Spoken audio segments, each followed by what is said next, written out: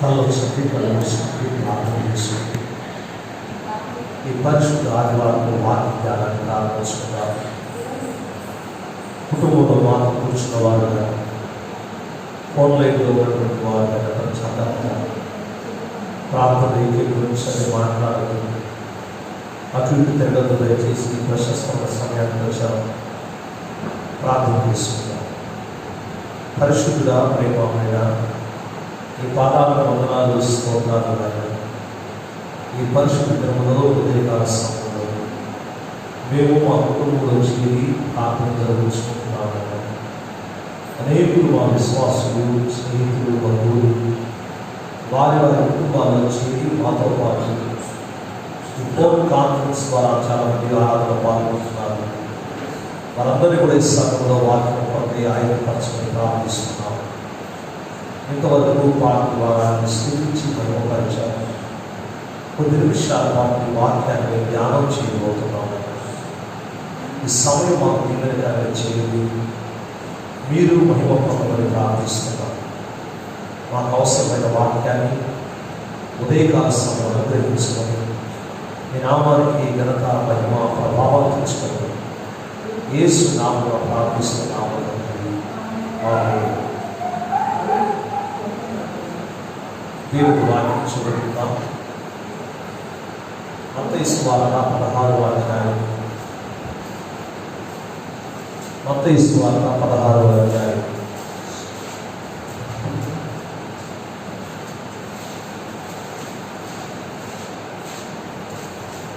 పచ్చడిలో వచ్చిన ధ్యానం చేస్తాం. మరియు నీవు పేతురు నీ బండ మీద నా సంఘమును కట్టుదువు. పాతాళలోక ద్వారము దాని ఎదుట నిలవలేరమని నేను మీతో చెప్పుచున్నాను. చాలు. ప్రియమైనటువంటి దేవుని బిడ్డలారా, ప్రభువైన యేసుక్రీస్తు నామములో మీ అందరికీ నా వందనాలు, శుభాలు తెలియజేస్తా ఉన్నాను. దేవాది దేవుడు ఇచ్చిన గొప్ప సమయాన్ని బట్టి దేవుని కనపరుస్తున్నాను. ప్రపంచవ్యాప్తమైనటువంటి కరోనా వ్యాధిని బట్టి సంఘములో సహవాసంగా అందరం కలిసి ఆరాధించలేని స్థితిలో మనం ఉంటున్నాం. అందుకని ఎవరి కుటుంబాల్లో మనం చేరి ప్రార్థనలు గడుపుతూ ఉన్నాం. ఇక్కడ మేమైతే మా కుటుంబంలో కలిసి ప్రార్థన జరుపుతుండగా మీరు కూడా మాతో పాటు ఏకీభవించి ప్రార్థనలు ఏకీభవిస్తున్న ప్రతి ఒక్కరిని బట్టి మీ కుటుంబాలను బట్టి దేవుడికి నేను వందనాలు చెల్లిస్తూ ఉన్నాను. ఈరోజు అంశం ఏమిటంటే సంఘము అనే అంశం మీద ధ్యానం చేయబోతున్నాం. చర్చ్ అనే అంశం మీద ధ్యానం చేస్తున్నాం. గత 6 దినాల నుంచి కూడా మనము ఈ CNH మీద వచ్చేటువంటి అనేక విషయాలు ధ్యానం చేశాం. దేవుడు యేసుక్రీస్తు ప్రభు సృష్టికర్త అని, ఆయన కేర్ టేకర్ అని, ఆయన మన జీవితాల్లో మార్పులు తీసుకొచ్చే, చేంజ్ తీసుకొచ్చేవాడని, ఆయన ఆలోచనకర్త, కౌన్సిలర్ అని, ఆయన మన జీవితాలకు కవరెంట్ చేసే దేవుడని, మన పరిస్థితులన్నింటినీ ఎరిగినటువంటి దేవుడని తెలుసుకుంటూ ఈరోజు 7వ అంశంగా చర్చ్ అనే అంశాన్ని ధ్యానం చేసుకున్నాం. చర్చ్ అనే ఆ యొక్క పదానికి ఈ రోజులో చాలా మందికి అర్థం తెలియదు. చర్చ్ అనగా సంఘము అని అర్థం. చాలామంది అభిప్రాయం ఏంటంటే చర్చ్ అంటే ఈ 4 గోడల నిర్మాణం అనుకుంటున్నారు. వాస్తవంగా చర్చ్ అనే మాటకి మందిరము, బిల్డింగ్ అని కాదు. ఎక్కడ విశ్వాసులు కూడి ఆరాధిస్తారో దానిని సంఘం అంటారు. ఈరోజు మన ఇంట్లో చేరి మనం ఆరాధిస్తూ ఉన్నాము. అనేక మంది విశ్వాసం వాళ్ళ కుటుంబాల్లో చేరి ఆరాధిస్తున్నారు. ఒకప్పుడైతే ఈ కరువు రాకముందు, తెగులు రాకముందు అందరం కలిసి ఒకే స్థలంలో ఆరాధించేవారు. ఒక ప్రత్యేక స్థలంలో మందిరంలో ఆరాధించేవారు. ఈరోజు సంఘము ఏమైందంటే 4 గోడల మధ్య ఉన్న సంఘము నలువైపులా వ్యాపించింది. హల్లెలూయా చెప్పండి గట్టిగా. 4 గోడల మధ్యకి అంకితం కాకుండా గ్రామాల్లోకి సంఘము విస్తరించింది. సాతాను ప్రణాళిక మూత పెట్టడము, దేవుని ప్రణాళిక సంఘమును వ్యాపింపచేయదు. అపోస్తలుల కార్యాల గ్రంథంలో మీరు చదివినట్లయితే ఎప్పుడు సంఘానికి శ్రమ వచ్చినా, సంఘానికి కష్టం వచ్చినా సంఘము పెరిగింది కానీ సంఘము తగ్గలేదు. ఎప్పుడు వ్యతిరేకత కలుగుతుందో అప్పుడెల్లా సంఘము అనేక రెట్లుగా పెరిగినట్టుగా దేవుని వాక్యం మనకు కలగబడతా ఉంది. శ్రమలలో సంఘము విస్తరిస్తుంది, శ్రమలలో సంఘము అభివృద్ధి చెందుతుంది. ఎందుకంటే అక్కడ అంటాడు మత్తయి సువార్త 16వ అధ్యాయం 18వ వచనంలో, నా సంఘమును కట్టుదురు అన్నాడు. సంఘమును పెంచే బాధ్యత. సంఘం అంటే రాళ్ళతో కట్టిన మందిరం అనుకోవద్దని చెప్పిన పట్టుకోండి. సంఘం అంటే విశ్వాసుల యొక్క సమూహము అని నేర్చుకుంటున్నాం. కాబట్టి దేవుడు యేసు ప్రభు ఏం చెప్తున్నట్టుంటే, నా సంఘమును నేను కడతాను. అపోస్తలుల కార్యాలు 20వ అధ్యాయం 28వ వచనం కూడా చూద్దాం. చదవ దయచేసి బైబిల్ తీయడం కూడా. ఎక్కడ మీరు కూర్చొని నా బైబిల్ తీయాలి దయచేసి. ప్రభు మిమ్మల్ని చూస్తామని పై జాగ్రత్త పెట్టుకొని ప్రభు ఆరాధనలో ఏమి గురించండి. దేవుడు తన స్వరక్తమిచ్చి సంపాదించిన తన సంఘమును కాయుటకు చాలండి. ఇక్కడ రాయబడిన మాటలు మనం చూస్తే, తన స్వరక్తమిచ్చి సంపాదించిన తన సంఘము. సంఘము అనగానే దేవుని గుర్తుపెట్టుకోండి. అంటే ఈరోజు సంఘమని పిలువబడుతున్న విశ్వాసి, నీవు దేవుని చేత సంపాదించబడిన వాళ్ళము, సంపాదించబడిన దానం. తన స్వరక్తమిచ్చి నిన్ను సంపాదించాడు, తనకు సంఘముగా నిన్ను చేసుకున్నాడు అన్న భావనని మీరు అర్థం చేసుకోవాలని ఉదయకాల సభలో దైవ సేవకుడిగా నేను జ్ఞాపకం చేస్తూ ఉన్నాను. కాబట్టి దేవుడే తన సంఘాన్ని కడతాడు అన్న విషయం గుర్తుపెట్టుకోండి. దేవుడే తన స్వరక్తం ఇచ్చినటువంటి తన సంఘము అన్న విషయం జ్ఞాపకం చేసుకుంటారు.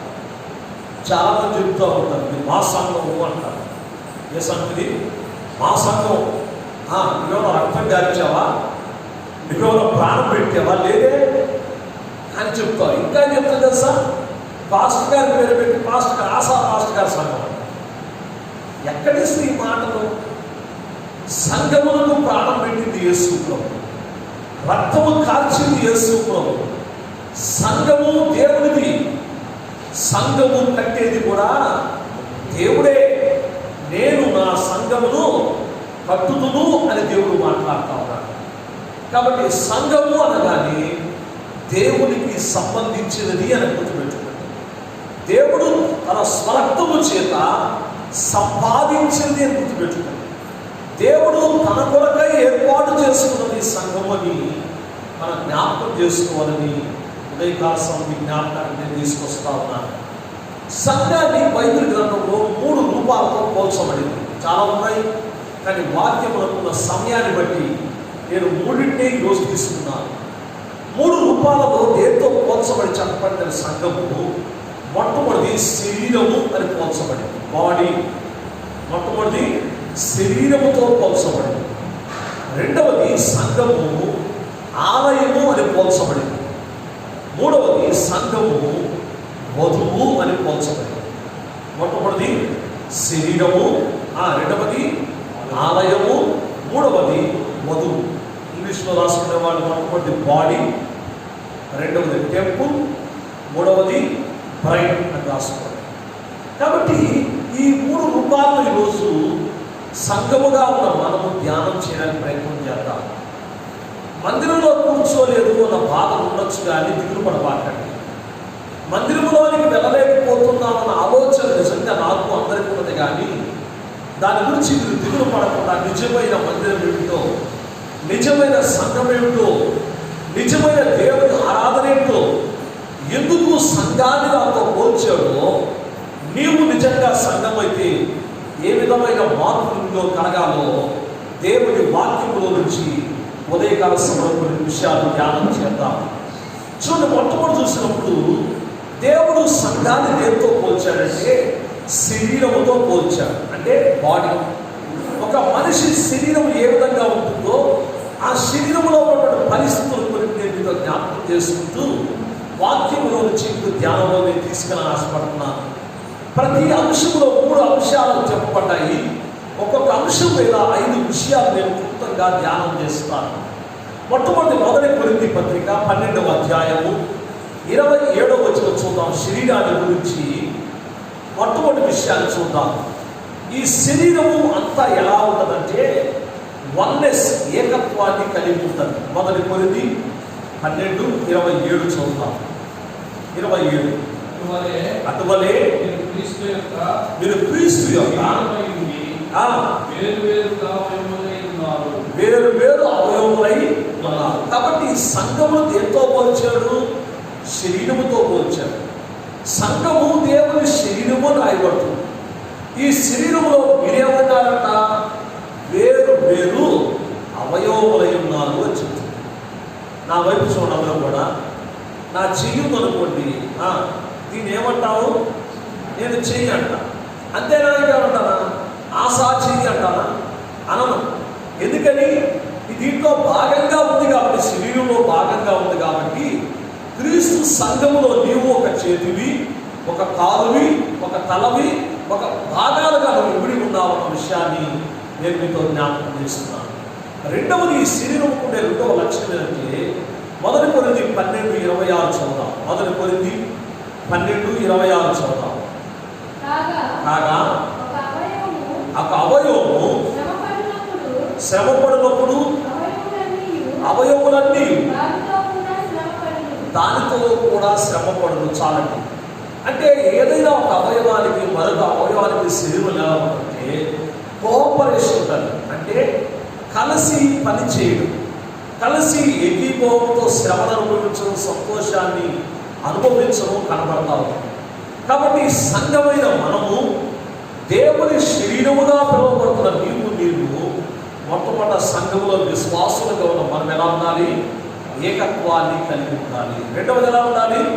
కోఆపరేట్ చేసుకోవాలి. ఒకరితో ఒకరు కలిసి వెలిసి పనిచేసే విధానంలో కోఆపరేషన్ కలిగి ఉండాలి. మూడవ విషయాన్ని జ్ఞాపకం చేస్తున్నాను. ఈ శరీరములకు శిరస్సు యేసు ప్రభు.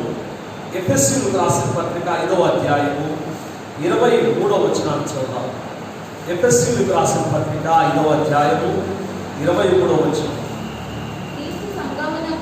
క్రీస్తు సంఘమునకు చాలండి. క్రీస్తు మన యేసు క్రీస్తు ప్రభువు సంఘానికి ఏమైనాడట? శిరస్సుగా ఉన్నాడు. అంటే సంఘం అనేటువంటి శరీరము పూర్తిగా ఎవరి ఆజ్ఞల మీద అనుసరించి వెళ్ళాలంటే యేసు క్రీస్తు అదుపాజ్ఞలలో ఉండాలి. ఇక్కడ నిలబడే సంఘాన్ని నడిపించే సేవకుడైన నేనైనా, విశ్వాసులైనా మీరైనా ఎవరి ఆధిపత్యం కింద ఉండాలి? ఎవరి అధికారం కింద ఉండాలి? ఎవరి ఆజ్ఞను అనుసరించి వెళ్ళాలంటే యేసు క్రీస్తు అనేటువంటి శిరస్సు ఇచ్చేటువంటి ఆజ్ఞలను, సూచనలను, కట్టలను అనుసరించి మనం నడవాలి దేవుని ద్వారా. కాబట్టి శరీరంలో ఏకత్వం ఉంటుంది. విశ్వాసంలో ఏముండాలి? సంఘంలో ఏకత్వాన్ని మనము కలిగి ఉండాలి. రెండవది, సంఘములో కలిసిమెలిసి పనిచేసే విధానం ఉంటుంది. భేదాభిప్రాయాలు ఉండవు. శ్రమ వస్తే అందరము శ్రమ అనుభవించడము, కష్టం వస్తే అందరము సంతోషాన్ని అనుభవించడం జరుగుతుంది. మూడవది, సంఘానికి శిరస్సు ఎవరు? యేసుక్రీస్తు ప్రభు. ఈ శిరస్సు యొక్క అధికారం కింద, ఆజ్ఞల కింద మనము వెళ్ళాలి అని నేర్చుకున్నాం. నాలుగోది నేను జ్ఞాపకం చేసుకున్నాను. శరీరము జాయింట్ అయి ఉంటుంది, అతకబడి ఉంటుంది. అంటే ఏం చేయబడుతుంది అంటే ఈ శరీరంలో ప్రతి భాగాన్ని దేని చేత అతకబడి ఉంది? మొట్టమొదటి నరముల చేత అతకబడి ఉంది. రెండవది, ఎముకలు కీళ్ళ చేత అతకబడి ఉంది. ఈ పూర్తి దేహమంతటిని పై భాగంలో చర్మము చేత కప్పబడి అతకబడి ఉంది.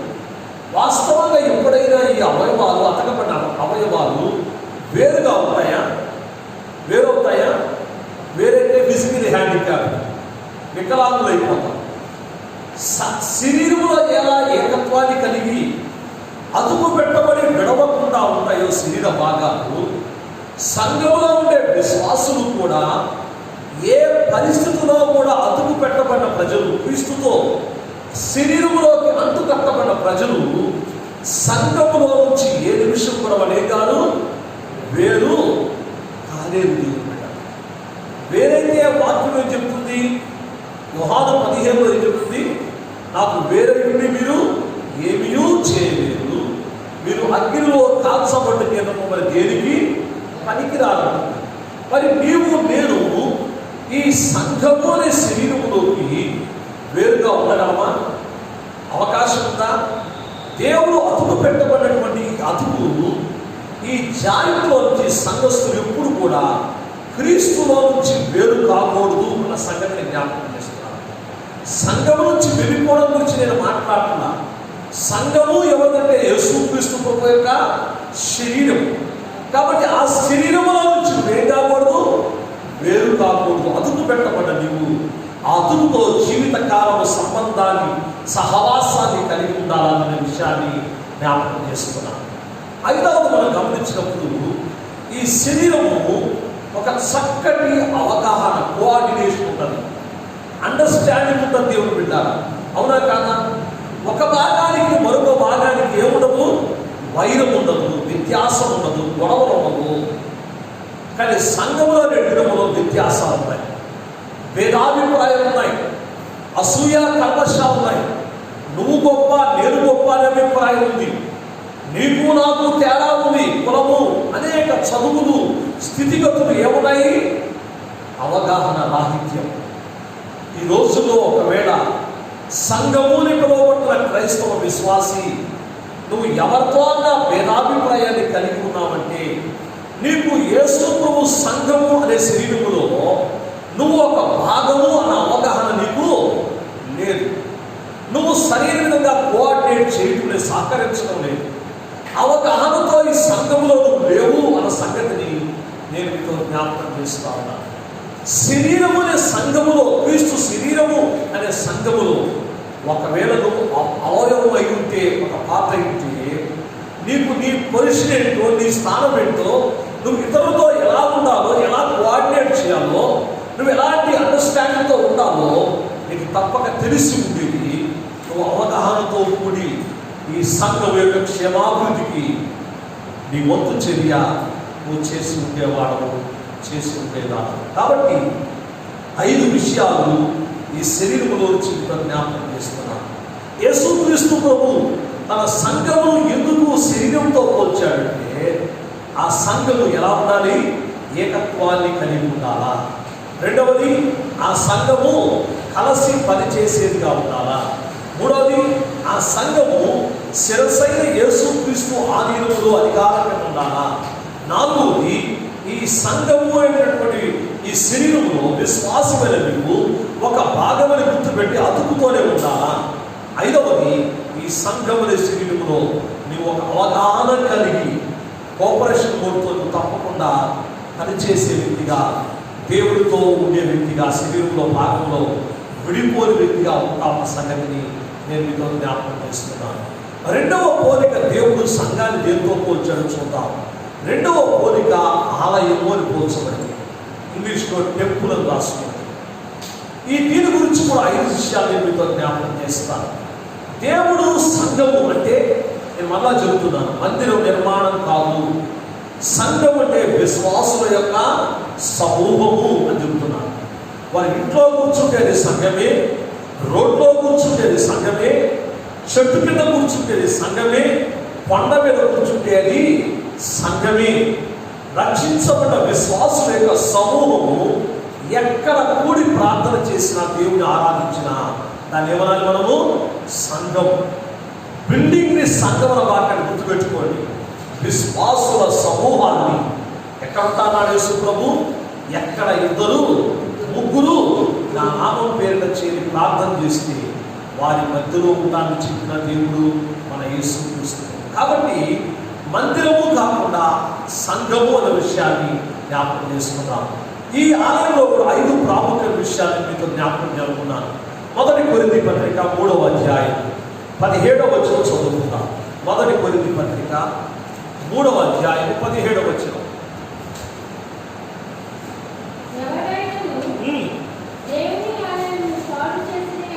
దేవుని ఆలయమును పాడు చేసిన ఎడల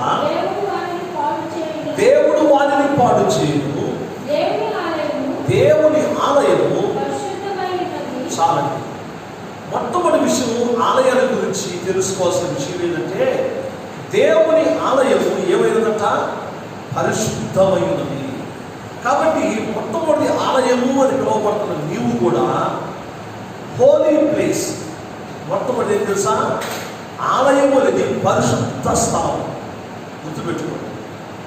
కాబట్టి దీన్ని అపవిత్రము చేయకూడదు, దీన్ని వ్యాపార స్థలంగా మార్చకూడదు, దొంగల గుహగాదిని చేయకూడదు. దీనిని పరిశుద్ధ స్థలముగా మనము ఆలయాన్ని భావించాలి. అలాగే నీ శరీరమైనటువంటి ఆలయాన్ని కూడా నువ్వు కూడా క్రీస్తు శరీరంలో భాగాన్ని కనుక నీవు కూడా ఆలయము కనుక ఆ స్థలం అంతా ఏ విధంగా ఉండాలి? పరిశుద్ధ స్థలముగా ఉండాలని జ్ఞాపకం చేస్తున్నాను. రెండవది, ఆలయం ఉన్నది అంటే ఆలయంలోకి ఎవరు వస్తారు? మనుషులు వస్తారు కదా, విశ్వాసులు వస్తారు. ఈ ఆలయంలో విశ్వాసులు ఎలా ఉండాలంటే ఎఫెసీయులకు రాసిన పత్రిక 2వ అధ్యాయము 19వ వచనం చూద్దాం. ఎఫెసీయులకు రాసిన పత్రిక 2వ అధ్యాయం 19వ వచనం చదువుకుందాం. కాబట్టి ఇక మీదట పరజనులను పరదేశులై ఉండక పరిశుద్ధులతో ఏకపరచాలండి.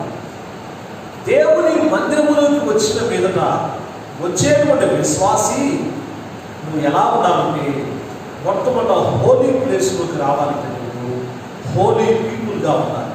అంటే పరిశుద్ధమైన ప్రజలుగా మనం మారాలి. లోకములో ఉన్నప్పుడు పాపంతో ఉన్నాము, అవిధేయత అతిక్రమాలతో ఉన్నాము, దోషాలతో ఉన్నాము. అయితే ప్రభువు మందిరానికి వచ్చిన తర్వాత నీవు పరిశుద్ధ జనాంగముగా పరిశుద్ధమైన ప్రజలుగా దినదినము మనం మారకపోతే నీవు విశ్వాసమైన నీవు సంఘము అనేటువంటి ఆలయములో నువ్వు సరైన పాత్రధారిగా ఉండవు అన్న విషయాన్ని జ్ఞాపకం చేసుకున్నాను. మూడవది, మొట్టమొదటిది ఇది పరిశుద్ధ స్థలము. దీంట్లోకి వచ్చేవాళ్ళు ఏం కావాలి? పరిశుద్ధ ప్రజలుగా జనాంగంగా మారాలి. ఎందుకు మారాలి అంటే 1 పేతురు 1:14 చదువుకుందాం. 1 పేతురు 1వ అధ్యాయము 14వ వచనం. నేను పరిశుద్ధులైన ప్రకారము మీరును. కాబట్టి ఎందుకు ఇంత డిమాండ్ చేస్తా ఉన్నాడు దేవుడు అంటే ఈ ఆలయ స్థలము పరిశుద్ధము, ఈ ఆలయంలోకి వచ్చే జనులు పరిశుద్ధ ప్రజలు కావాలి. ఎందుకు కావాలంటే ఈ ఆలయంలో ఉండేటువంటి దేవుడు పరిశుద్ధుడు. హల్లెలూయా చెప్పండి గట్టిగా. ఈ దేవుడు పరిశుద్ధుడు, నేను పరిశుద్ధుడు కాబట్టి మీరు కూడా పరిశుద్ధంగా ఉండాలి. 4వ విషయం చూద్దాం. 1 కొరింథీ 3వ అధ్యాయం 16వ వచనం చదువుకుందాం. 1 కొరింథీ 3వ అధ్యాయం 16వ వచనం. మీరు దేవుని ఆలయమై ఉన్నారని దేవుని ఆత్మ మీలో చాలండి. 4వ విషయం చెప్తున్నాను. ఈ ఆలయము అనేటువంటి ఈ సంఘ పోలికలో మీరు పరిశుద్ధాత్మ మీలో ఉన్నాడని మీకు తెలియదా అంటా ఉన్నాడు. పరిశుద్ధమైన ఆత్మ నివసించే స్థలం దేవుని ఆలయం. నీ శరీరము అనేటువంటి ఆలయము సంఘము అని పిలువబడుతుంది. నీలో కూడా ఎవరు నివాసం ఉంటా ఉన్నారు? ఎవరు నివాసిస్తున్నారు? పరిశుద్ధాత్మ దేవుడు. కాబట్టి 4వ విషయము, ఈ ఆలయము పరిశుద్ధాత్మకు నిలయం, నివాసము అన్న సంగతిని మనము జ్ఞాపకం చేసుకున్నాము. 5వ చూద్దాం. 93వ కీర్తన 5వ వచనం.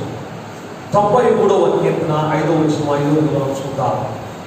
చీటి వాక్యం దీన్ని చదువుకుందాం అందరూ కూడా. 93వ కీర్తన 5వ వచనం. నీ శాసనములు ఎన్నడూ తప్పిపోవు యెహోవా, ఎన్నటెన్నటికి పరిశుద్ధతయే నీ మందిరములకు అనుకూలం. కాబట్టి దేవుని మందిరానికి, ఆలయానికి అనుకూలత ఏదైనా ఉందంటే అది పరిశుద్ధతే. కాబట్టి ఈ ఆలయము పరిశుద్ధము, ఈ ఆలయ స్థలము పరిశుద్ధ స్థలము, ఈ ఆలయంలో ప్రజలు పరిశుద్ధ ప్రజలు, ఈ ఆలయంలో దేవుడు పరిశుద్ధ దేవుడు, ఈ ఆలయంలో నివసించువాడు పరిశుద్ధ ఆత్మ. ఈ ఆలయానికి ఆల్టర్నేట్గా గమ్యము కోరిందంటే పరిశుద్ధతయే దీనికి గమ్యం. కాబట్టి ఈ మందిరముని పిలువబడుతున్న నీవు సంగమా, నీలో నుంచి దేవుడు చివరికి ఆశించేది ఏంటంటే పరిశుద్ధతే. దినదినము పాపమునకు దూరమై వాక్యము చేత, రక్తము చేత, ఆత్మ చేత దినదినమును కడగబడుతూ దేవునికి సమీపమవడానికి కావాలంటే దేవుడు పరిశుద్ధుడు. కాబట్టి నీవు నేనే నేర్చుకోవాలి. మన అల్టిమేట్ గోల్ ఏమి కావాలంటే పరిశుద్ధతను సంపాదించుకోవడమే.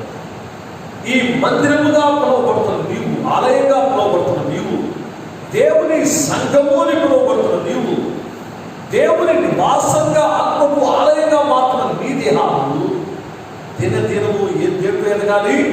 పరిశుద్ధత అనే అనుభవంలోకి మెట్టు ఎదిగి చివరగా పరిశుద్ధ దేవుణ్ణి సమీపించడమే చివరి గమ్యము అనేది జ్ఞాపకం చేస్తున్నాను. ఆల్టిమేట్ గోల్ రీచ్ అవ్వడానికి నువ్వు దినదినము ఏం చేయబడుతున్నావా? పరిశుద్ధపరచబడిన అనుభవంలోకి వస్తున్నామని నేను మీతో జ్ఞాపకం చేస్తున్నాను.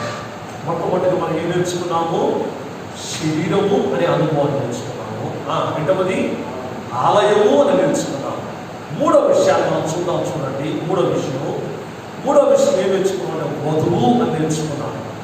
ఇంగ్లీష్లో బ్రైడ్ అంటారు. వధువు అంటే వివాహానికి సిద్ధపడుతున్న ఆ వ్యక్తి ఎవరి కన్యకని ఏమంటారంటే ఇంకా వివాహం కాలేదు కానీ వివాహం చేసుకోవడానికి సిద్ధపడతా ఉంటాడు. కాబట్టి ఆ వ్యక్తిని ఏమంటామంటే వధువు అంటాం. వాస్తవంగా వివాహ విషయం సంబంధం లేకపోతే కన్యక అని పిలుస్తాం. వివాహ ఏర్పాటులో గల వస్తూ ఉంటే ఆ వ్యక్తిని ఏమంటాం మనము? వధువు లేదా పెండ్లి కుమార్తె అని పిలుస్తూ ఉంటాం. పెండ్లి గడి అయిన తర్వాత ఆ గడి నుంచి ఏమంటాము? భార్య అంటాం. ఏమంటాం చెప్పండి? పెళ్లి అయిన తర్వాత ఏమో భార్య అంటాము. పెళ్లి కాకముందు పెళ్లి విషయాలు మాట్లాడుకుంటూ ఏర్పాటు జరిపిస్తూ ఉంటే దాన్ని ఏమంటాము? వధువు అంటాము. పెళ్లి విషయానికి రాని వయసు ముందు ఉంటే ఏమంటాము? అదే స్త్రీని, ఆ కన్యకని కన్యక అని అంటాము. కాబట్టి గమనించండి, కన్యకగా ఉన్నటువంటి పరిశుద్ధ సంఘము ఏ స్థితికి ఎదగాలి? వధువు అనే సిద్ధపాటు స్థానానికి ఎదగాలి. ఆ వధువు అనే స్థానానికి సిద్ధపాటుకి ఎదిగినటువంటి ఆ వధువు కుమారుడు పెళ్లి కుమారుని వివాహం చేసుకుని ఆ పెళ్లి కుమారునికి ఏం కావాలి? భార్యగా మారాలి అన్న సంగతిని నేను మీతో జ్ఞాపకం చేస్తున్నాను. చూడండి, ప్రకటన గ్రంథము 19వ అధ్యాయం. ప్రకటన గ్రంథము 19వ అధ్యాయం 7వ వచనాన్ని చదువుతున్నాను. ప్రకటన 19:7.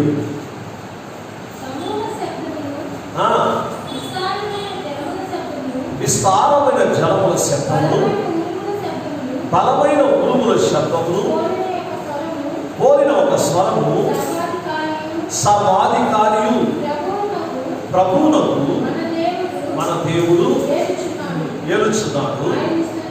ఆయన స్తుతించుడి. గొర్రెపిల్ల వివాహ మహోత్సవ సమయం వచ్చినది. ఆయన భార్య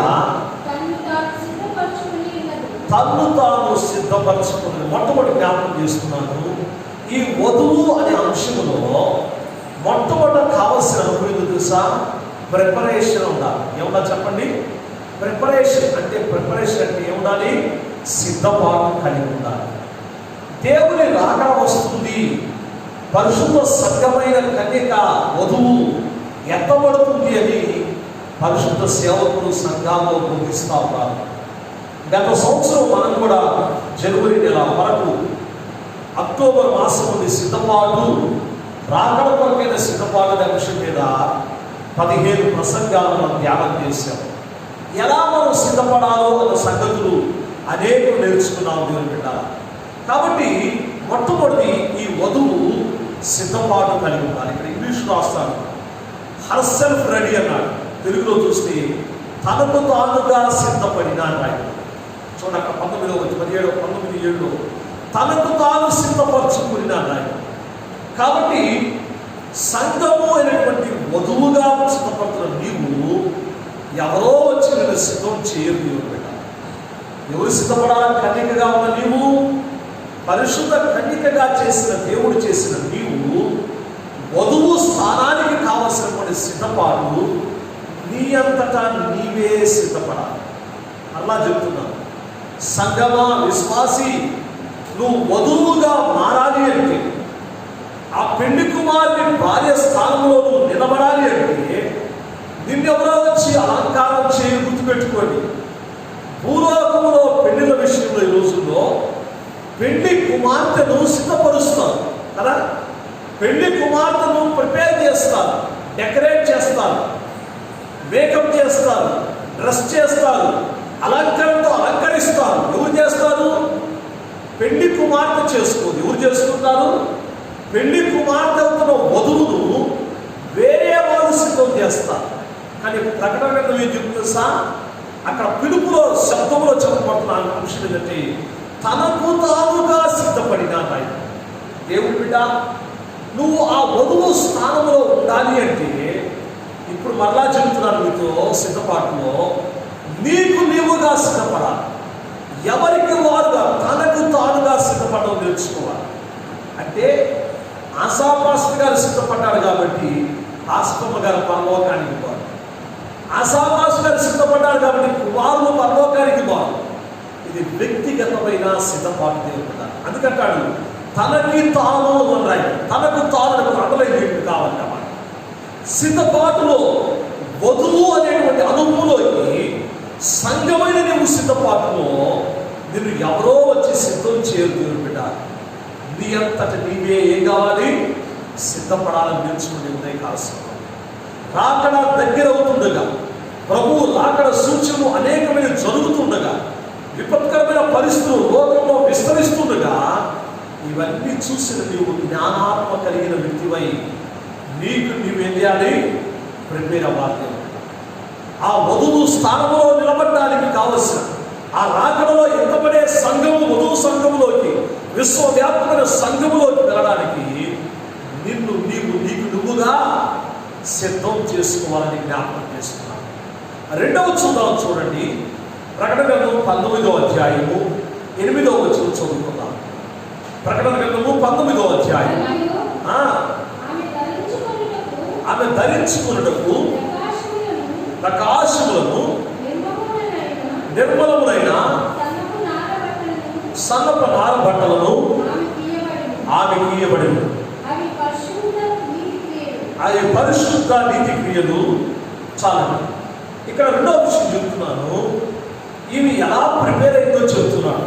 అందంగా తయారైందట, సౌందర్యంగా తయారైందట, ప్రకాశమానంగా తయారైంది రాయబడింది. అక్కడ రాస్తాడు ఎటువంటి వస్త్రములంట, ఎటువంటి వస్త్రములంట? సన్నపు నార వస్త్రములు. ఇంగ్లీష్ బైబిల్ లినిన్ రాయబడింది, ఫైన్ లినిన్ రాయబడింది. ఇంగ్లీష్లో రాస్తాడు ఇంకా తెల్లటి అని రాయబడింది, ప్రకాశమానమైన వాక్యంలో రాయబడింది. కాబట్టి వధువు సంఘము తనను తాను ఏం చేసుకోవాలి? అందముగా అలంకరించుకోవాలి. ఎలా ఎందుకు అలంకరించుకోవాలంటే నీ ప్రియుడైన యేసును పక్కన నిలబడడానికి కావలసిన ఆ అందం. ఏమంటాడు యేసు ప్రభువు? చెప్తాడు, ధవలవంతుడు, రాత్మవంతుడు 10,000 మందిలో అతి కాంక్షణీయుడంట. మరి అటువంటి అందమైన ప్రభువు పక్క నిలబడడానికి సంఘమైన నువ్వు వికారం ఉంటే ఎట్లా? సిద్ధపాటు అందంగా సౌందర్యంగా సిద్ధపడకపోతే ఎట్లా? మనం పెళ్లికి వెళ్తా ఉన్నాం, కొన్ని పెళ్లిలో చూస్తూ ఉంటాం. అమ్మాయి కొన్ని పెళ్లిలో చాలా అందగత్తిగా ఉంటుంది, అబ్బాయి చాలా నమ్మగా వికారం ఉంటాడు. అనుకుంటుంటాం, ఏమంటుంటాం? కాకి ముక్కుకి దొండపండు లాగుంటాం. అంటే కాకి నల్లగా ఉంటే ఎర్రటి దొండపండు నోట్లో పెట్టుకుంటే ఎలా ఉంటుందో అలా ఉందని చెప్తాను. కొన్ని సంబంధాలు అబ్బాయి చాలా అందంగా ఉంటాడు, అమ్మాయి నల్లగా వికారంగా ఉంటాడు. అది చూసి అనుకుంటాం, అబ్బా ఎంత మంచి అందగాడికి ఇటువంటి అమ్మాయి దొరికింది అంటే పెళ్లి కూర్చున్నోడే బాధపడతాం. మరి పెళ్లి కొడుకు పెళ్లి కూతురు బాధపడతారు లేదు నాకు తెలియదు, కానీ మరి చూసే మనకే నచ్చదు కొన్ని సమయాల్లో, అవును కదా. కొన్ని బిడ్డలకు వెళ్తాం, మనం జంటను చూస్తాము, బా ఈడు చూడు సరిగ్గా ఉందిరా అని అనుకుంటాం. మనమే ఇద్దరు బాగున్నారు, ఇద్దరు ఎత్తు బాగున్నారు, ఇద్దరు ఉండాల్సిన విధానంగా చక్కగా ఉన్నారు, తప్పు తాము చక్కగా అలంకరించుకునే పెళ్లి ఆ వేదిక పెళ్లికి వాళ్ళు వచ్చారని మనం అనేక పర్యాలు మాట్లాడుకుంటా ఉంటాం. కాబట్టి దేవుడు బిడ్డారా, వధువుగా సిద్ధపడుతున్నటువంటి ఈ కన్యక యేసుక్రీస్తు ప్రభు పక్క నిలబడి సంఘమైనటువంటి వధువు తన్ను తాను చక్కగా అలంకరించుకోవాలి. అక్కడ దేని చేత అలంకరించబడిందో చెప్తున్నాడు. దేని చేత? తెల్లని వస్త్రం చేత, ప్రకాశమైన వస్త్రం చేత. ఇంకా ఏమన్నాడు? ఏ వస్త్రాలు అవి? నార వస్త్రాలు, లినిన్ చెప్పాను. ఇంకొక మాట రాసి అండర్లైన్ చేయడం చాలా ముఖ్యమైనది. అక్కడ పరిశుద్ధుల నీతికి, హల్లెలూయా, వాక్యం చెప్తున్న మాట. ఆ ప్రకాశమా, ఆ అందము, ఆ సౌందర్యం సంఘానికి ఎక్కడి నుంచి వచ్చిందంటే చేసేటువంటి నీతి. దేవుని బిడ్డ, సంఘమైన నీవు చెడ్డ క్రియలు చేసి దేవుడికి అవమానం తేడానికి కాదు, లోకంలో చేసే ప్రజలను తప్పుడు పనులు చేయడానికి కాదు. సంఘంగా దేవుడిని ఉంటుంది. నువ్వు వధువు స్థానానికి ఎదగాలంటే సంఘమైన విశ్వాసి నీవు ఏమవ్వాలి?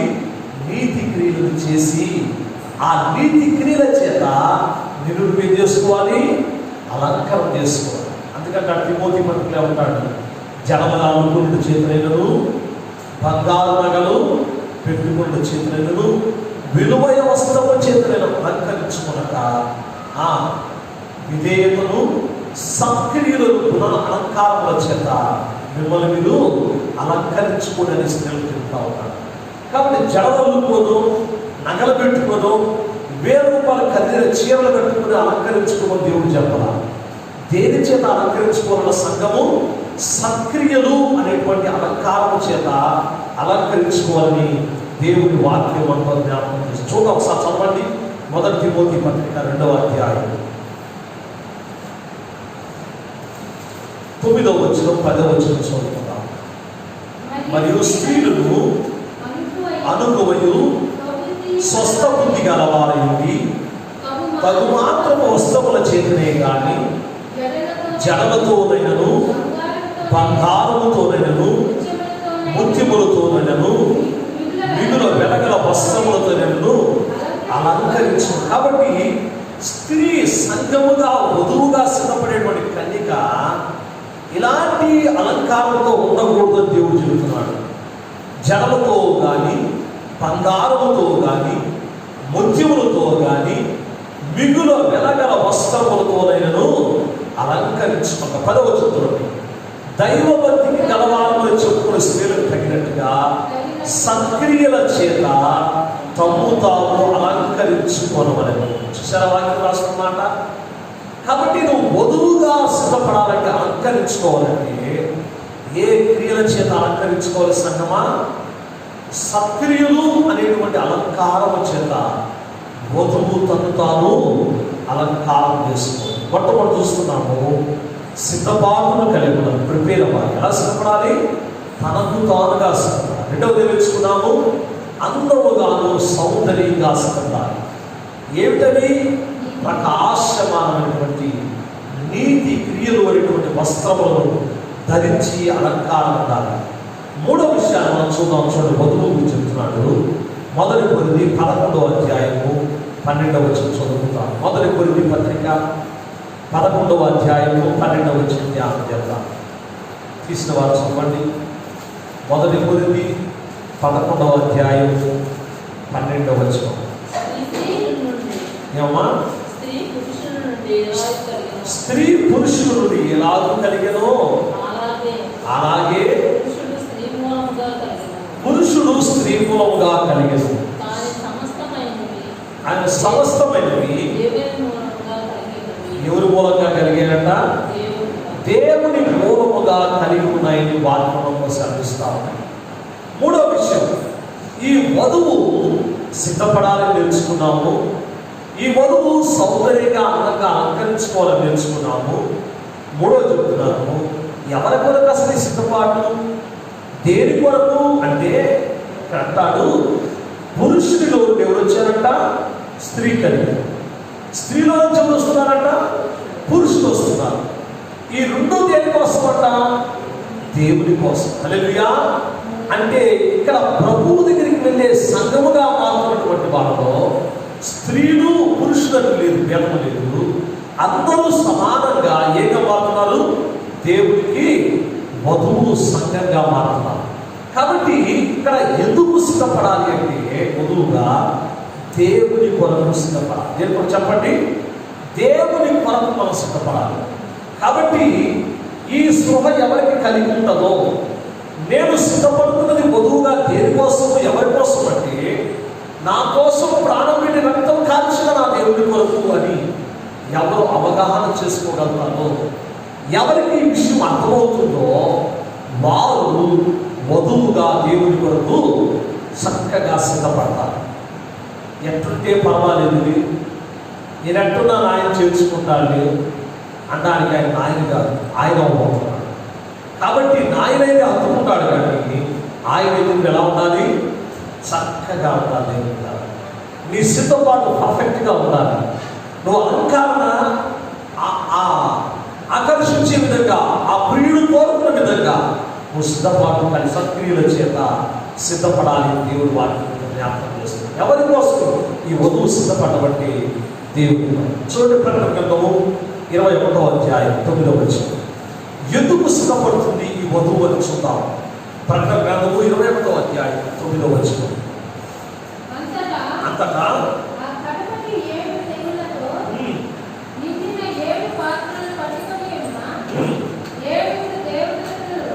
ఏడుగురు దేవదూతలు ఒకరు వచ్చి ఇటు రమ్ము, పెళ్లి కుమార్తెను అనగా గొర్రెపిల్ల యొక్క భార్యను నీకు చూపెదనని నాతో చెప్పి. చాలు చాలు, ఎవరు చూపిస్తానాడు ఆ దేవదూత? ఇదిగో సిద్ధపడేటువంటి దేవుని కొరకు, గొర్రెపిల్ల కొరకు సిద్ధపరచబడిన భార్య. ఇంకా ఏమన్నాడు? వధువుగా తను తాను సిద్ధం చేసుకుంది. ఇంకా భార్య కాలేదు, వధువుగానే ఉంది. ఇంకా పెళ్లికి సిద్ధమైంది కానీ భార్య కాలేదు. కానీ ఎవరి కోసం ఈ వధువు సిద్ధపడుతుందంట? ఆ దేవుడి గొర్రె పిల్ల కొరకై సిద్ధపడుతున్నటువంటి భార్య. దేవుడి పిల్ల 4 విషయం చెబుతున్నాను. దేవుడి కొరకు ఏం కావాలి సంఘము అంటే, ఏం కావాలి?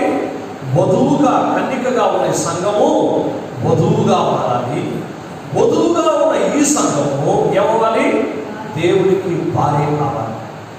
దేవుని ప్రియమైన భౌతికంగా మీరు ఆలోచించదు, కానీ భార్యాభర్తల సంబంధాల గురించి 5వ విషయాలు చెప్పడం మీకు అర్థమవుతారు. చూడండి, ఎఫెసీయులకు రాసిన పత్రిక 5వ అధ్యాయం 31-32 వచనాలు చూద్దాం. భౌతికంగా భార్యాభర్తల గురించి ఆలోచిస్తే మీకు తప్పు ఆలోచన వస్తుంది, కానీ అయితే పరిశుద్ధ సంఘముల గురించి, దేవుడి గురించి చెప్పిన మాటలు కానీ మీరు అర్థం చేసుకుంటే మీకు సరైన స్పష్టత, ఈ సంఘము దేవుని భార్య ఎలాగో మీకు అర్థమవుతుంది. ఎఫెసీయులకు రాసిన పత్రిక 5వ అధ్యాయం 31-32 వచనాలు చదువుతున్నాం. ఈ హేతువు చేత పురుషుడు తన తండ్రిని తండ్రిని విడిచి తన భార్యను హత్తుకును, వారిద్దరూ ఏక శరీరమైనప్పుడు. ఈ మర్మము గొప్పది. అయితే నేను క్రీస్తును గురించి, సంఘమును గురించి చెబుతున్నాను. చాలా గుర్తుపెట్టుకోండి. ఈ భార్యాభర్తల కలయికల గురించి ప్రభు చెప్పిన ఈ మాటలన్నీ కూడా క్రీస్తును గురించి, తన సంఘమును గురించిన మర్మాన్ని చెబుతా ఉన్నాడు. ఏమవుతారంట? ఈ కన్యకగా ఉన్నటువంటి రక్తము చేత కడగబడి కన్యక పరిశుద్ధ స్థితిలోకి వచ్చింది. ఈ పరిశుద్ధ స్థితిలోకి వచ్చిన ఈ సంఘము దినదినము వాక్యము చేత ఆత్మ చేత నడిపింపబడి ఏమవుతుంది? వధువుగా సిద్ధపడతా ఉన్నారు. ఈ వధువుగా సిద్ధపడిన సంఘము ఏం కావడానికి ఎంత ఉంది?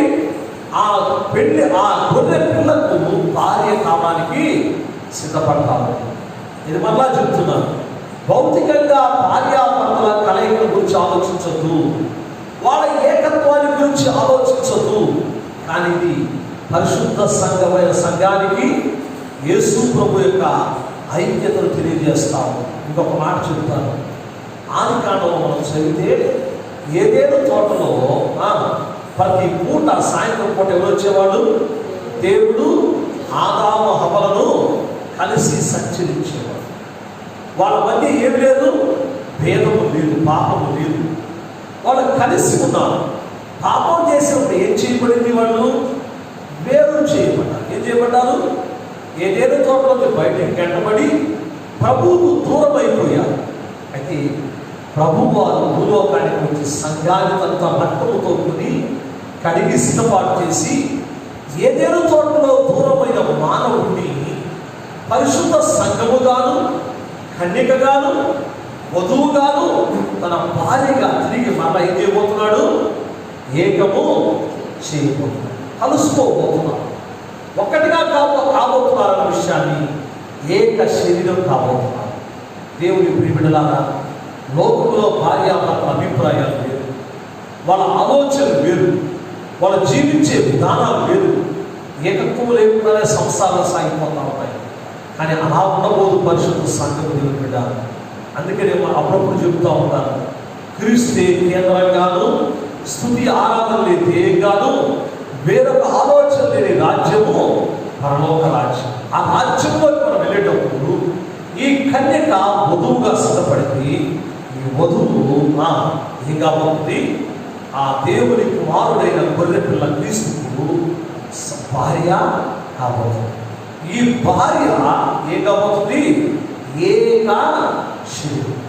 ఏదేదో తోటలో విడిపోయిన మానవుడు తిరిగి రేపు గొర్రె పిల్ల వివాహంతో మానవుడు ఎవరు కాబోతున్నాడు? ఆ దేవుడితో తిరిగి మరలా ఏకం కాబోతున్నాడు. క్రీస్తుని గురించి, సంఘముల గురించి చెప్తున్నాను. ఈ మాట విడిచి హత్తుకోవడం అనే మాట, లోకాన్ని, పరిస్థితులు అందరిని విడిచి, మన సంబంధాలు విడిచి ఒక్కొక్కరు ఏమవుతాము? మనందరం పరిశుద్ధ సంఘం అవుతాము, కన్యక అవుతాము, సిద్ధపడ్డ వధువు అవుతాము, పెండి భారీగా మారి ప్రభువారితో ఏమవుతాం? అందరం కూడా ఏమవుతాం? ప్రభువును హత్తుకుంటాము. మనందరం కూడా ఏక శరీరం. ఏమవుతాం చెప్పండి? ఏక శరీరం. దేవుడితో ఇక ఎన్నటికి విడిపోని అదుపు పెట్టబడే అనుభవం దేవుడు బిడ్డ. శరీరం మీకు చెప్పాను, అన్నీ ఏముంటాయని చెప్పాను? అదుపు పెట్టబడి ఉంటాయి. కానీ ఇక మళ్ళా చెప్తున్నాను, విడిపోయిన దైవ మానవ సంబంధాన్ని తిరిగి గొర్రె పిల్ల క్రీస్తుకు ఈ సంఘాన్ని వధువుగా కలిపిన తర్వాత ఇక ఎన్నటెన్నటికి ఏముండదు? ఎడబాటు ఉండనే ఉంటుంది. కాబట్టి ఈ సంఘమైన నీవు, ఈ సంఘములో అవయవమైన నీవు, ఈ సంఘముని క్రీస్తు శరీరంలో పాలిభాగస్తుడైన నీవు తిరిగి దేవుడితో విడదీరాని బంధంలోకి, బాహ్య సంబంధమైన భౌతిక బంధం కాదు కానీ ఆత్మ సంబంధమైన దైవిక అనుబంధంలో కావడానికి దేవుడు ఆశపడతాడు. సంగమా, ఇలా సిద్ధపడదామా? ఇలా ప్రిపేర్ అవుదామా? మనం ఇలా అలంకరించుకుందామా? దేవుని కొరకు మనను మనమే తనుతానంటగా ఎవరికి వారు సిద్ధపడి దేవుని మహిమార్థమై రాబోతున్నటువంటి ఆ గొర్రె పిల్ల వివాహములో ఆ వధువుగా సిద్ధపడగలుగుతావా? నిన్ను నువ్వు సిద్ధపరుచుకొని ఆ దేవుని కొరకే సిద్ధపడి ఆయన పట్టు నిలబడేటువంటి యోగ్యమైన భార్య కావడానికి, ఆయనతో ఏకత్వంలోకి వెళ్ళిపోవడానికి, ఒకే శరీరముగా మారడానికి సిద్ధపడగలవా? ప్రభు ఎందుకు ఈ 3 రూపాలను చెప్పాడంటే, మనం ఎలా అభివృద్ధి చెందాలో, పరిమితిలోకి రావాలో, ఎలా దైవత్వంలోకి నువ్వు సంఘమైన నీవు ఏదో 4 గోడల మధ్యకి వచ్చి పాటలు పాడుకొని చప్పట్లు కొట్టుకొని ఏదో నీ తోచిన మాటలు విన్నట్టు నేర్చుకున్నట్టుగా ఏదో నీ తోచిన కానుకేసి వెళ్ళిపోవడానికి కాదు దేవుడు బిడ్డ. ఎందుకో తెలుసా? రాబోతున్నటువంటి ఆ గడియ, ఆ రాకడ గడియ కొరకై సంఘము, పరిశుద్ధ సంఘం ఎంతబడే గడి కొరకై నిన్ను నువ్వు సిద్ధపాటు చేసుకోవాలి. నిన్ను నువ్వు ఆయత్తం చేసుకోవాలి. నీ అంతటా నువ్వే సిద్ధపడి అలంకరించుకోవాలి. ఏంటి చేత? సత్క్రియలు అనేటువంటి తెల్లటి ప్రకాశమైన మన వస్త్రముల చేత నీకు నీవుగా అలంకరించుకొని దైవ రాజ్యము నిలబడ్డప్పుడు అందముగా అలంకరించబడి ఆ యొక్క గొర్రెపిల్ల క్రీస్తుకు తగిన భార్యగా కావడానికి, ఏకం కావడానికి దేవుడు నిన్ను సంఘంలో నిలబెట్టాడు. కాబట్టి దేవుడు బిడ్డారా, ఏదైనా చోట్ల విడిపోయిన మానవుని మళ్ళీ ఎక్కడ కలబోతున్నాడు? అదే పరదయస్సు అనేటువంటి పరలోకమైనటువంటి అదే దేవుడి తోటలో మళ్ళా నిన్ను దేవుడు కాపాడు. కనుక ఆ కలయిక దినం కొరకు సిద్ధపడతావా? ఆ కలయిక దినం కొరకు నిన్నుగా ప్రిపేర్ అవుతావా? ఆ కలయిక దినం కొరకు క్రీస్తు శరీరము శిరస్సులోకి నీవు ఆలయంలోకి ఏకత్వంలో కలిసి పరిశుద్ధ సంఘములో దేవుడితో, దేవుడి ప్రజలతో, దేవుడి ఆలయంలో చేరి ఆ వధువుగా సిద్ధపడగలవా? పెళ్లి భారీగా మారి ఏకత్వంలోకి రావడానికి సిద్ధం కాగలవా? తల్లిని విడిచి భార్య బతుకుతుంది. వారిద్దరూ ఏక శరీరమై క్రీస్తును గూర్చి, సంఘమును గూర్చి తెలియజేయబడుతున్నారు. కాబట్టి ఏమంటారా? ఆ వివాహంలోకి ఆ వధువుగా, ఆ భార్యగా మారడానికి సంఘమైన నీవు ఉన్న కొద్ది సమయం సిద్ధపడి రాకడేతరాలు కోరుకున్నాను. అటువంటి కృప పరిశుద్ధాత్మ దేవుడు సహాయం చేయగలగా ఆమె తలవచ్చింది. కలుసుకొని ప్రార్థన చేసుకున్నాను. సురేంద్ర బాబు గారు ప్రార్థన చేస్తున్న వాక్యం, నా సంఘమును కట్టాన దేవుడు తన స్వరక్తమిచ్చి సంపాదించిన సంఘం, తన పరిశుద్ధ సంఘం అన్నాడు వాక్యం. ఈ సంఘము శరీరము రాయబడి, ఈ సంఘము దేవాలయం రాయబడి, ఈ సంఘము వధువు సంఘము రాయబడి. దేవుడికి సిద్ధపడదామా? మనం అలంకరించుకుందామా? దేవుడి కొరకై, భార్య అవ్వడానికి కొరకై, తిరిగి ప్రభుత్వ ఏకం కావడానికి కొరకై, ఆ యోగ్య స్థితి కొరకు ప్రార్థన చేసుకుంటాం. కళ్ళు మూసుకొని ప్రార్థన చేసుకుంటాం.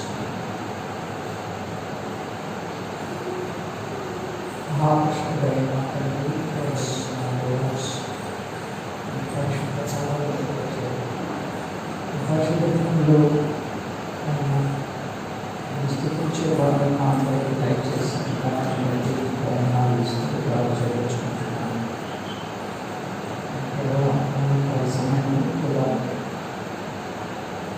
ప్రభావాన్ని ఆరాధించే భాగ్యం మాకు దయచేసిన విధానాన్ని బట్టి పరిశుద్ధ దినంలో ప్రభావం స్థుతించడానికి, ఆరాధించడానికి, ఆయా మా కుటుంబాల్లో చేరి కనపరచడానికి ప్రభావం ఇచ్చినటువంటి శ్రేష్టమైన సమయాన్ని బట్టి ఈ సన్నిధిలో ఆయన జ్ఞాపకం చేసుకున్నట్టు వందనాలు చెల్లించుకుంటున్నాను. ఆయన ఈ సన్నిధిలో ఒక సమయాన్ని గడపడ సమయంలో మీరు మాతో మాట్లాడిన అవసరం ద్వారా అనేక విషయాలు మాకు బయలుపరిచినందుకు స్తోత్రాలు చెల్లించుకుంటున్నాను. సంగమంగా ఏమైందో మీరు మాకు జ్ఞాపకం చేసినటువంటి స్తోత్రాలు చెల్లించుకుంటున్నాను. సంఘంలో ప్రభా మేము ఆరాధించే స్థలం అంటే ప్రభా 4 గోడల నుంచి ఉన్నటువంటి సంఘం కాదు, కానీ ఎక్కడైతే మేము చేరి మన విశ్వాసులుగా సన్నిధిలో చేరి మేము స్థుతించి ఆరాధించేదని కలిగి ఉండే ప్రదేశం అని జ్ఞాపకం చేసిన విధానాన్ని బట్టి స్తోత్రాలు చెల్లించుకుంటున్నాం. అది మేము మీతో కలిసి ఉండి ఆయన ఎల్లప్పుడూ నేను కనపరిచేటువంటి పరిశుద్ధంగా ఉండేటువంటి భాగం నేను జ్ఞాపకం చేసినందుకు కూడా స్తోత్రాలు చెల్లించుకుంటున్నాను. అవును ఆయన మా తండ్రి సంఘంలో ఆయన ఏ విధంగా ఉంటుందో కూడా నేను మాకు బయలుపరిచినందుకు నేను స్తోత్రాలు చెల్లించుకుంటున్నాను. ఒక శరీరముగా ఒక ఆలయముగాను వధువు సంఘంగాను ఉంటుందని జ్ఞాపకం చేసినందుకు అన్నాను ప్రభా. సుపుత్రాలైన మేము మీకు వేరే కాదు కానీ మా ప్రభా మీతో కలిసి ఉండి మీలోని అవయవములుగా మేము ఉంటున్నామని జ్ఞాపకం చేసినందుకు వందనాలు చెల్లించుకుంటున్నాం. అవును ప్రభా, అవయవాలు ఏ రీతిగా శరీరంలో మాకుండి భాగాలు ఏంటున్నాయో ఆ రీతిగా మేము కూడా ఆయన రక్షింపరచబడి ఆయన ఆయన కాపరిచే ఆయన సంఘంగా మేము ఉండాలని అవయవాల్లో కలిసిన శరీరంగా మేము ఉండాలని జ్ఞాపకం చేసిన విధానాన్ని బట్టి నేను స్తోత్రాలు చేయించుకుంటున్నాను. సరస్సు మన విధానాన్ని బట్టి ఈ స్తోత్రాలు ఆయన ఈ సరస్సు అయినటువంటి ఈ శరీరంలోని అవయవాలుగా మేముండి ఆ ప్రభా నా తండ్రి నాయన సంఘంలో నాయన శిరస్సు ఏ విధంగా మీరు మాకుంటున్నారో అవయవాలుగా మేము కూడా ఉండి ఈ కార్యాలు చేసి ఈ కార్యాల్లో భాగస్థులుగా మేము మా ప్రభావ పరిశుద్ధపరచబడి మా ప్రభావాన్ని పలుకబడి ఉండే మధ్యం మాకు దయచేసి నడిపించమని ప్రతిమాలుకుంటున్నాం తండ్రి. అవునాయన మేము మీకు వేరు కాకుండా నా తండ్రి మేము కలిసి అవయవాలుగా పనిచేయడానికి